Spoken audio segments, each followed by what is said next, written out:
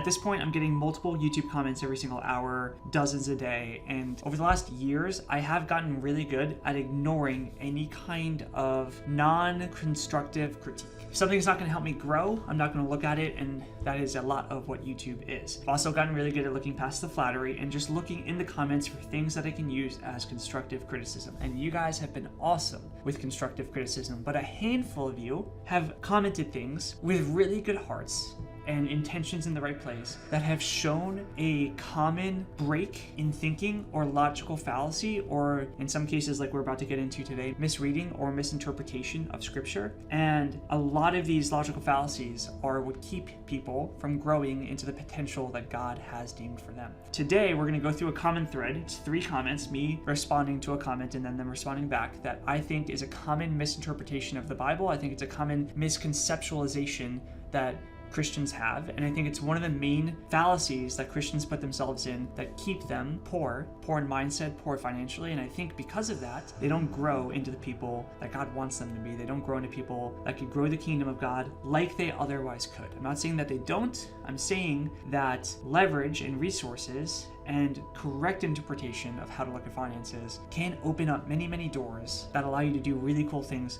help people, and overall, again, grow the kingdom of God. And so today we're going to read in. We'll put this comment on the screen. If you haven't seen it already, I'm sure you have. This is to respond to my "if you're in business and believe in God, watch this video." To be fair, if you're quoting scripture, then you should also know that 1 Timothy 6:10 states, "For the love of money is the root of all kinds of evil. Some people, eager for money, have wandered from the faith and pierced themselves with many griefs." You claimed that money is not the root of all evil, so I'm a little concerned that your faith might be a little misplaced. If you're going to treat scripture as the guide for your life, make sure you don't pick and choose parts that work for you. Not to condemn you, but the fact that you said that quotes like this are the thing that broke people say shows a lack of humility and empathy on your part.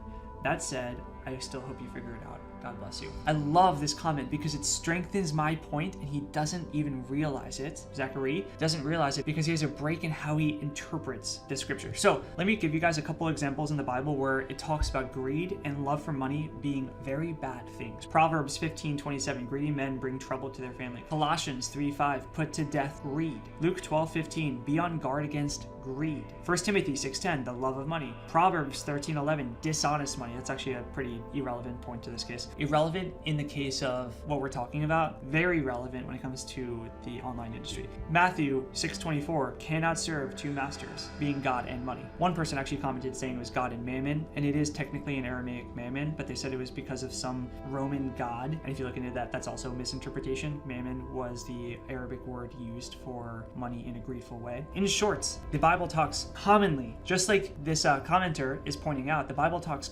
commonly about the love of money, to bring out the 1 Timothy quote again, for the love of money is the root of all kinds of evil. As I said in the last video, Ollie, do me a favor and actually quickly cut to me saying money is not the root of all evil so people see what we're talking about. And if you've ever read the Bible, you would know that you cannot serve 2 masters, you cannot serve God and money. That is not to say that money is evil or the root of all evil. That is not to say by any means that God does not use wealth to grow his kingdom, but you cannot serve God and money. You cannot put money in your world, in your worldview, as a God, as your God, which most people in business do. Money is not the root to all evil. Money, not a bad thing in the slightest. It's a tool. It's like looking at a wrench and saying that a wrench is a bad thing, because you can use it to hit someone's head in, or you can use it to fix something in a good way. And so realistically, the wrench is not a bad thing. There's nothing inherently good or bad about money. It is just a tool. And how you use that tool can be for good, being charitable, being philanthropical, giving to others, or you can use it for bad. You can use it to corrupt others, to corrupt yourself. You can use it for very bad things. But the love of money, which is what the scripture says, or greed, which is what the Bible says all throughout, greed or love for money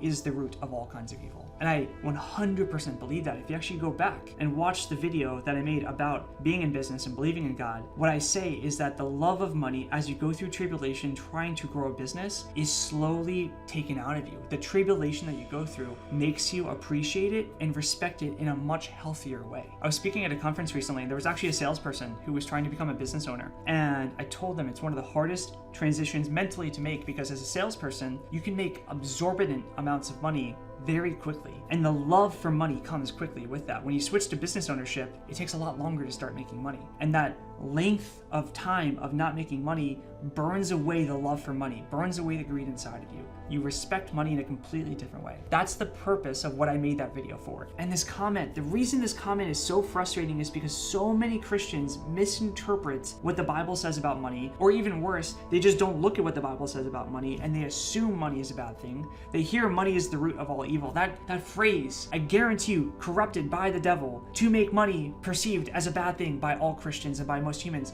But it's not money that's a bad thing. It's the love for money. It's greed. If your entire life is focused on getting money, then yes, that's a very bad thing. You'll do dishonest things. You're not seeking the Lord. You're making that an idol. And the very first commandment is, you shall have no other gods before me. People make money a god because they love money too much. Money is not a root of all evil. The love for money, just like this commenter says in the scripture that he's quoting, the love for money is the root of all evil.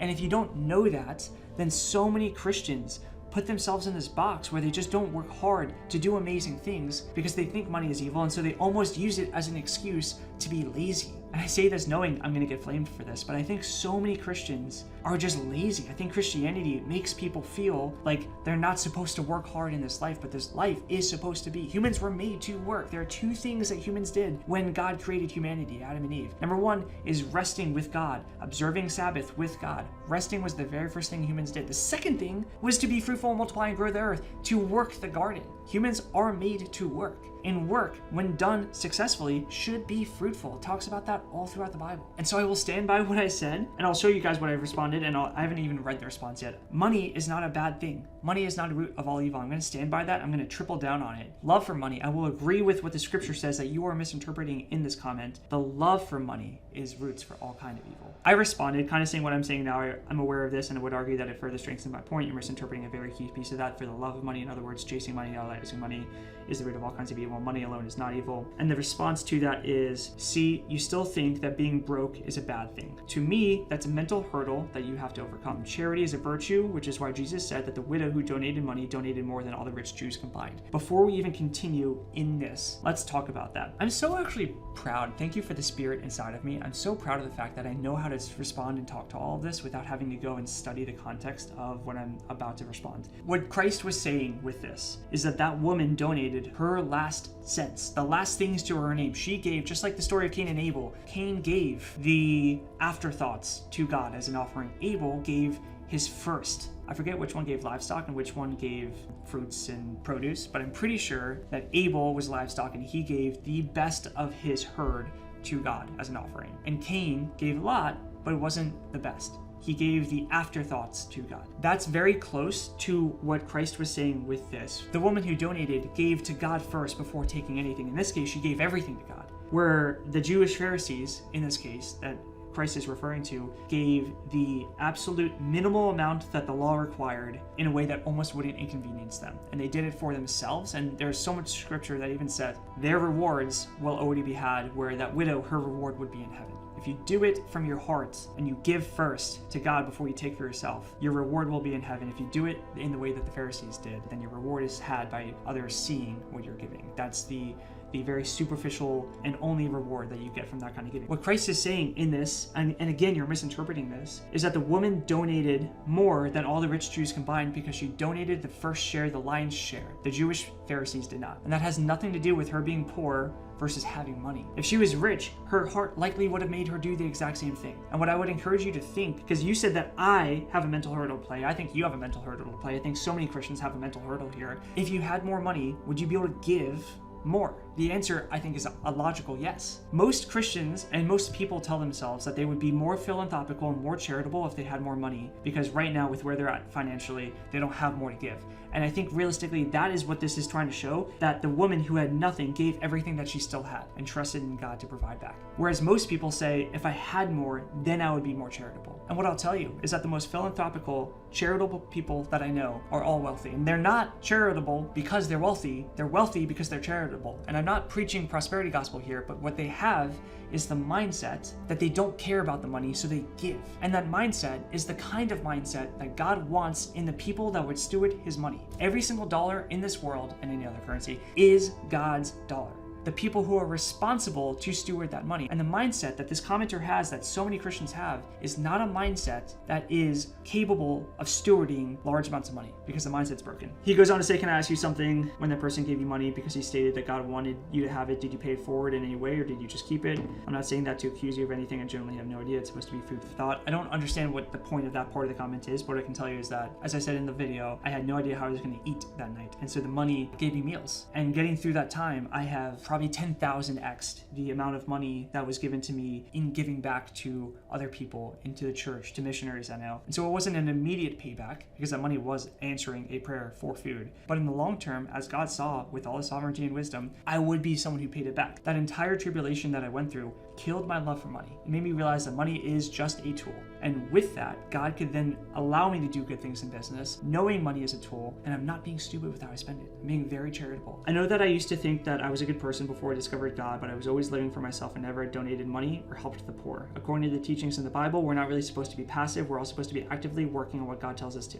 Charity is a very important part of humility, so I hope that it can inspire something in you. See, this is the other mental framework that most people, not just Christians, have, which is that the wealthy people of the world are not charitable. I can almost guarantee you, and I say this with reservation, I can almost guarantee you I've been more charitable financially than you have, because I don't care about the money. I have money because I don't care about the money. I don't love money, and so God allows me and trusts me to steward the money. And because I don't have love for the money, because money is just a tool, because I have more than I need, I can be very charitable with it. If I didn't have that mental framework of not loving money, not caring for money, then I wouldn't have a lot of it, and I couldn't be charitable with it. I would probably hold on to what I have, because money at that point would be a finite resource rather than an infinite resource. And so I think that the one thing people always think is that wealthy people aren't charitable. The most philanthropical, charitable people I know are wealthy. I'm not nearly as charitable as I would like to be. I actually still sometimes pray about how to be charitable, how to be more charitable. But I think this commenter is assuming that I'm not charitable because I say that money is not evil. I guess my main point is that there are many times where greed is spoken of in a negative light in the Bible. Totally agree. Which could include usury, of course, but could also just include being rich. Totally disagree. There's nowhere in the Bible that talks about, if you actually look at the Bible and you read throughout Genesis and all the people who really formed Israel, you'll see that they all had what were back then riches, cattle, land, food, etc. And so realistically, God's people that have changed the world, don't get me wrong, Christ was a carpenter who came from no means, and John the Baptist lived in the forest eating locusts. You don't have to have money to grow the kingdom of God. Some of the most amazing people I know are not financially affluent, but to think that financial affluence is a bad thing or an evil thing is just a completely broken mentality. Going back, I obviously get heated up and fired up about this kind of stuff, and it's not with an angry heart. I just want people to know that money is not a bad thing. Love for money, totally bad thing.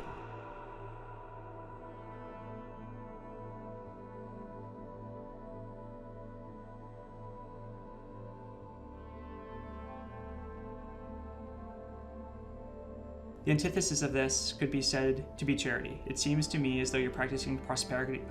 It seems to me as though you're practicing prosperity theology. That is not in the slightest what I'm talking about. Prosperity gospel, for those that don't know, is saying that if you ask God for money, he wants to provide, because he says, seek and you will find, those who knock, the door will be opened, those with eyes will see. That is not in reference at all to any secular needs like money. That is in reference to finding God, to trying to get closer to God, building a relationship with Christ. And prosperity gospel commonly confuses the two of those. Now, I don't think that 99% of Christians will become very affluent people, because realistically, that's not the calling that most people have. It's not that they couldn't, it's just that that's not the calling that people have. That said, nowhere in anything I create, and this is almost a personal one, nowhere in anything I create do I actually say all the time I'm not practicing prosperity gospel, and I don't want people to think that. But nowhere do I practice prosperity theology, especially the fact that he's getting this from me saying money is not evil, I think is the biggest mental framework, and I just want to make sure that no one else has this. If you're in business and you have a friend who doesn't understand money and how money and the Bible and God collide, send them this, please, because this is like a cancerous thought for people to have. Considering that Jesus said that you're either with me, against me, as well to keep the commandments, I suppose my philosophical question to you is, are you erring on the side of God in keeping these commandments, or erring on the side of money money and just passively being rich. P.S. I'm not calling you greedy. I just want to present the word in a new light to you with hopes of making you a better person. Best wishes. God bless. Again, I think this person's heart's in the right spot. I just think that they have a mental lapse. And so to answer their philosophical question, are you erring on the side of God and keeping these commandments, or erring on the side of money and just passively being rich? My priority is, my mission statement that I even talked about in that video, is growing the kingdom of God using excellence in business. Christ says in Matthew on the Sermon on the Mount, be the light of the world so that people can see your good deeds and point glory to God. And that's what I want to do through business. And a byproduct of business is money. And that byproduct is a good thing when I use it for the right reasons. When I give the money that I'm making to my church, when I give money to people who wouldn't otherwise be able to take a holiday or be able to go to dinner for their birthday, when I give money for the right reasons, that byproduct is a very, very good thing. And any chance I get to actively be charitable, I do it. And one of my common prayers is, how can I be more charitable? Because one of the things that I also know, being a steward of money, is I don't want to be a steward of money and give money to the wrong reasons or the wrong things. I don't want to be taken advantage of as a fool, and so I'm careful and I pray on it. But 100%, I think this is just showing that people think people with money are not trying to strive for God. And I just think that's laughable. So anyway, love you guys much. I obviously, like I said, I get fired up about this kind of stuff. Things like this conversation, if you ever have a dinner with me, sometimes I go around the world and do dinners with people. And if you ever have a dinner with me, God and business always come up, always. And I get passionate about it because I think it's one of the coolest things that people can do to rely on God. I think creating a business where you rely on God providing for the business is much more reliant on God and, in a way, Christian than it is to go and get a paycheck, clock in, clock out, and rot away in a cubicle, not doing anything to actively grow the kingdom of God, to share the gospel like most Christians do. I think this is one of the most passionate things I can talk about. This, and then, as my Muslim friends know, talking about Christianity, talking about Christ with Muslims. Those are like two of my favorite things to talk about. I think realistically, most Christians need to learn what it is to be a passionate, active evangelist trying to grow the kingdom of God. I think Paul would be so upset, not me, but the Apostle Paul, I think Paul would be so upset to look at the modern day Christian, to look at the modern day church. And to all my Muslim friends, I think you're longing to know who God is. And God showed himself when he came to this earth, incarnate by the Holy Spirit as Jesus Christ. And I want to share that message over and over and over with you guys. And I will, continuously, as we make these daily YouTube videos. I'm glad to be back. Some of you guys on yesterday's comments said, glad to have you back. I'm glad to be back. Long one for you today. I hope you enjoy. If you need anything, comment down below. Until next time, happy hunting.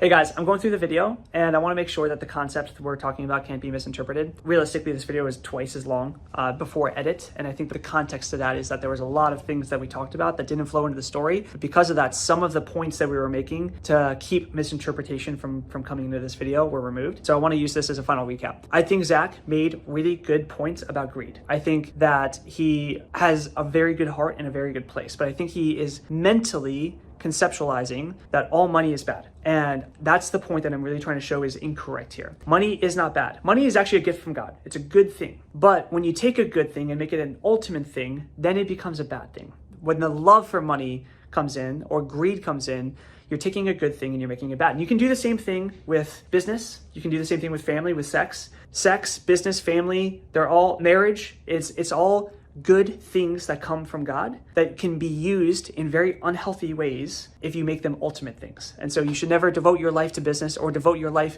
completely to your family before God. You shall have no other gods before me. You have to respect the gifts for what they are, but you can never put them before God. That's the point that I'm trying to make here. Money is not a bad thing. It's actually a gift from God. But if you put it before God, that is the root of all evil. I hope this helps a little bit. Love you guys.